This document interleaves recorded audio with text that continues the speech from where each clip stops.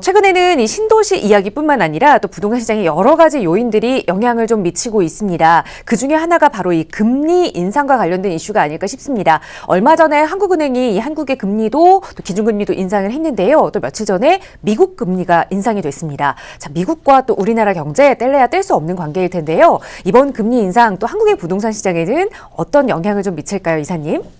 네, 그렇습니다. 미국과 한국의 경제 뗄래야 뗄 수 없는 그런 관계이고요. 그리고 특히나 이제 부동산 시장 같은 경우에는 전 세계적으로 미국을 중심으로 해서 동조화해서 움직이기 때문에 이 부동산 투자를 하시는 분들은 미국 시장을 좀 눈여겨볼 필요가 있습니다.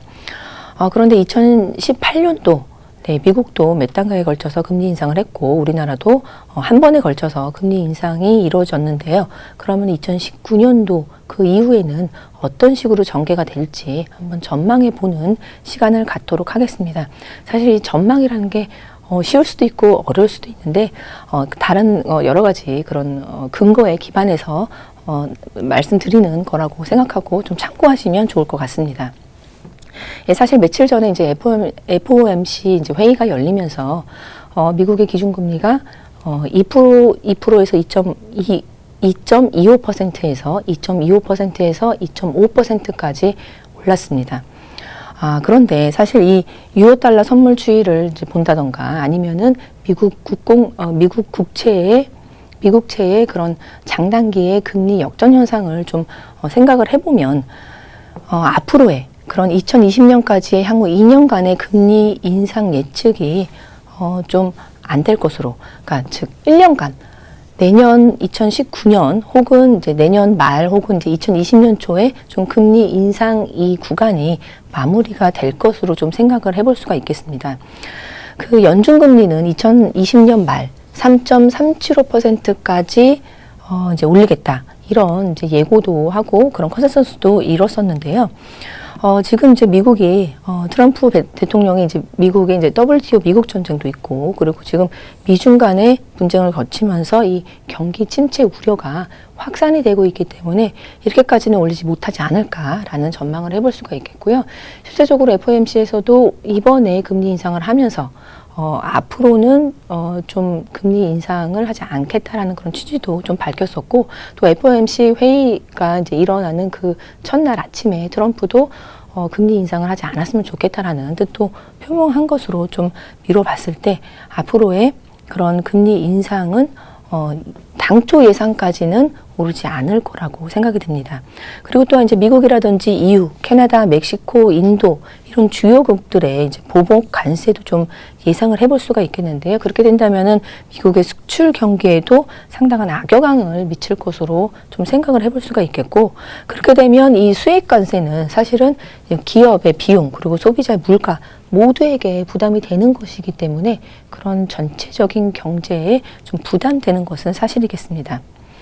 그래서 미국의 경제는 2018년을 정점으로 해서 그 이후 서서히 둔화될 것이라고 전망을 해볼 수가 있는데, 실제로 IMF에서도 미국 경제 성장률이 2018년에는 2.88%를 고점으로 해서 19년도에는 2.54, 그리고 2020년에는 1.82%로 갈 것이다 라고 예측을 하였습니다.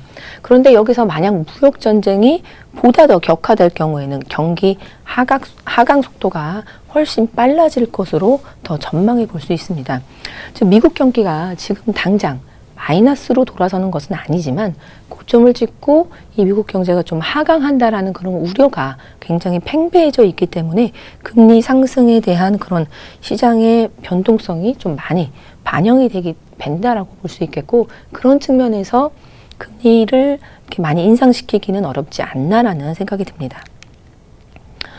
네, 그래서 이제 정리를 좀 해드리자면은 미국 거시경제 큰 그림에서 이제 경기 침체 우려가 많이 팽배해져 있기 때문에 미국이 금리를 지속적으로 인상하는 것은 좀 안 될 것 같다라는 금리 전망이 좀 꺾였다라고 볼 수 있겠고요.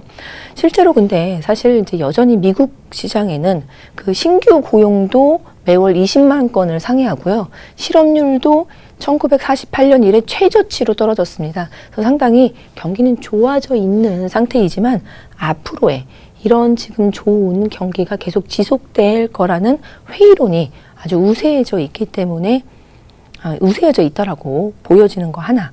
네.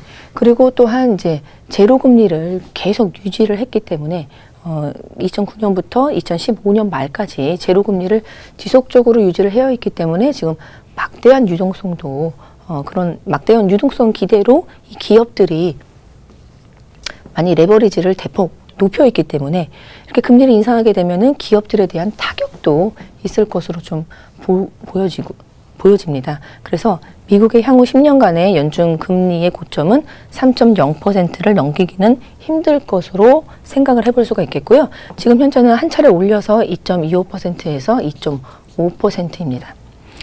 네, 그렇기 때문에 한국의 기준금리도 현재 1.75%인데요. 한 최대 2.25%까지 올릴 수 있지 않을까, 그렇게 예측을 해볼 수가 있겠습니다.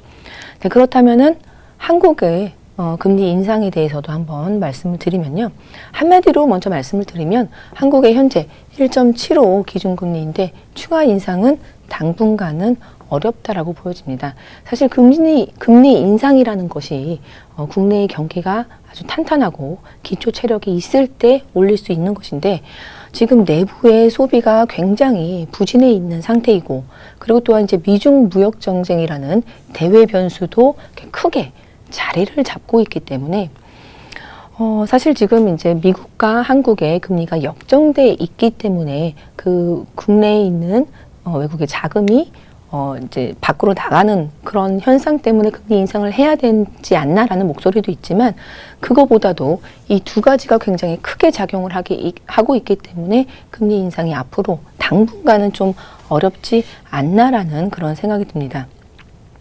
그리고 또한 지금 내수도 너무 이제 소비가 부진하기 때문에 정부에서 글로벌 비즈니스 센터와 같은 그런 국제그룹업값 지구 조성도 좀 그 발전을 좀 미뤄왔던 부분에 있어서도 이제는 그러니까 내년에 착공을 해야 된다라는 그 좀 착착 진행이 되는 그런 부분도 있는데요. 그만큼 지금 그런 국내적인 그런 경제적인 그런 기초 체력이 너무 부족하다 보니까 금리 인상은 당분간은 어려울 것으로 좀 생각을 해볼 수가 있겠습니다.